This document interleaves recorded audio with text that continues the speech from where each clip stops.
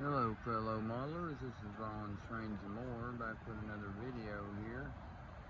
I just thought I'd show you guys this BACHMANN Spectrum Class J 611 I've got running here with all 6 of my BACHMANN Rivarossi passenger cars behind it.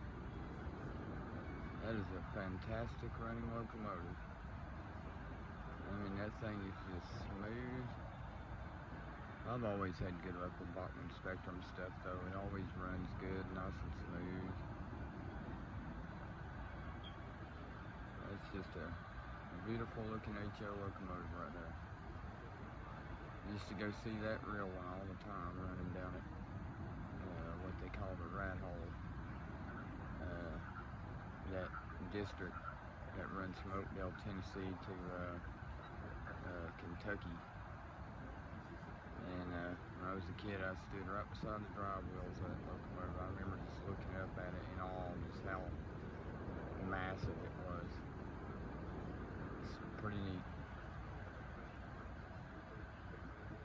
Yeah, I've never actually had it in HO with all the cars behind it, so this is pretty awesome. But yep, that thing runs good. I got it out of the box, it runs perfect, and only thing I did to it is I pulled the bottom cover off and I oiled the bearings and I greased it and everything. And I did have to put a horn hook coupler on the back of the tender to pull those Rivarossi passenger cars, but that's okay though. There is one thing about these BACHMANN Spectrum Class J's. I wish I could actually show you. I should have showed you while I was doing it, but now a lot of times on these trailing trucks on the locomotive will jump the track, and if you have one and you can't figure out why, well, where that tender turns in between the locomotive there's 2 little tabs that pivots, and they stick down too far, and the trailing truck hits them and makes it derail. So what you gotta do is take an X-Acto knife, and don't cut the whole things off, just cut the very tips off, just so it don't hit the bottom of the trailing truck and make it derail. So yeah, you do that and your Class J will run perfect. I had to do it to that one because when I first put it on the track, it kept derailing the trailing truck over switches. But yeah, after I trimmed those little pieces hanging down, it works great now. But should have showed that while I was doing it. But that's a great running locomotive. Anyways, I'll be quiet here a minute and let you guys watch it run. Yeah, I'll have some videos up soon of my vintage HO scale. All that's going to be all vintage HO taco and everything. All the building kits. It's going to be pretty neat. So you guys stay tuned to my channel. I got some pretty cool videos coming up. The thing looks pretty neat going through that little S curve there. Man, that's a nice looking passenger train. See if that BACHMANN Spectrum, it looks just like the real Class J too, in my opinion. Looks neat going through this little road I made here.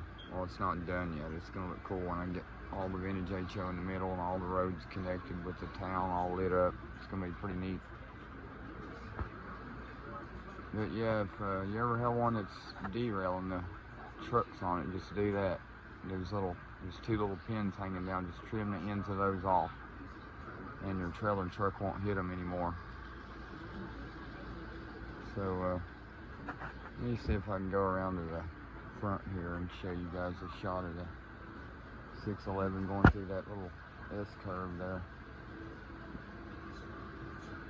Sorry, every time I do this I kind of got to walk around some stuff here and show you guys. So let's see if I can walk around here and show you guys.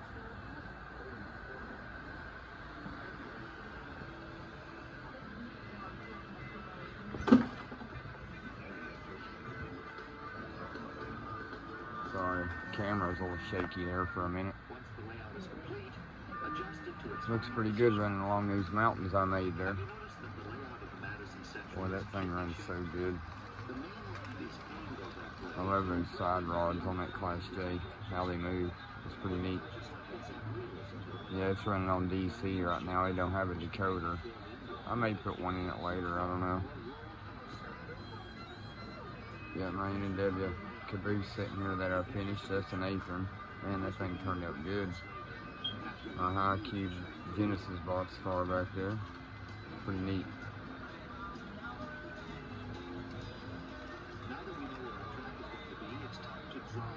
Wow, that is really cool.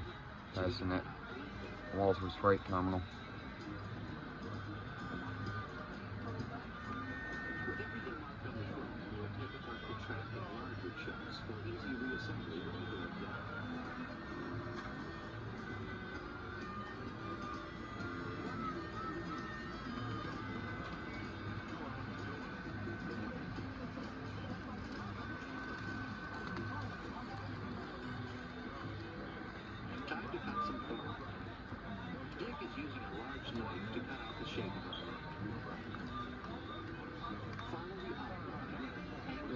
So you create a sloping shore into the water. When you're talking about the shape of it, reposition the phone across the shore on the tabletop. Now we can glue the phone to the table. We like to use liquid nails for projects, but you can use any foam-friendly adhesive. Okay, looks pretty realistic to me. Pretty neat.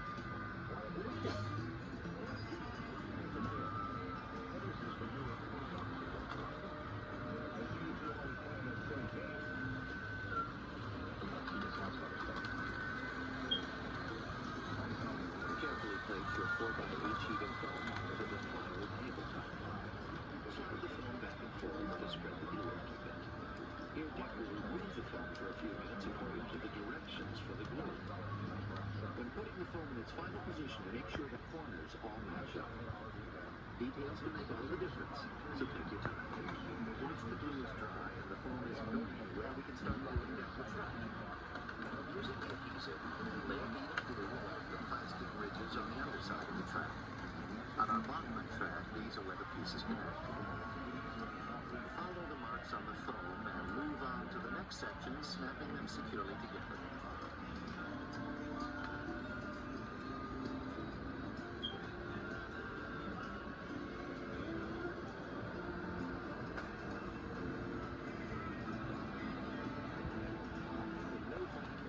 Central is a place.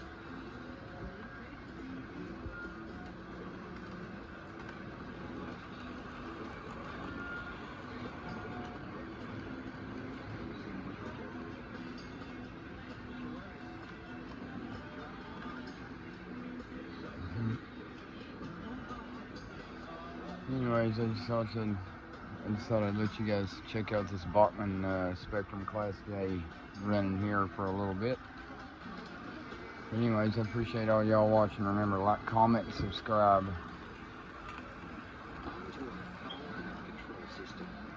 This is Ron's Trains and More. Out. You can place the power pack wherever it's most convenient within your layout. Here we will position it on the four corners. For the ultimate in freedom of movement around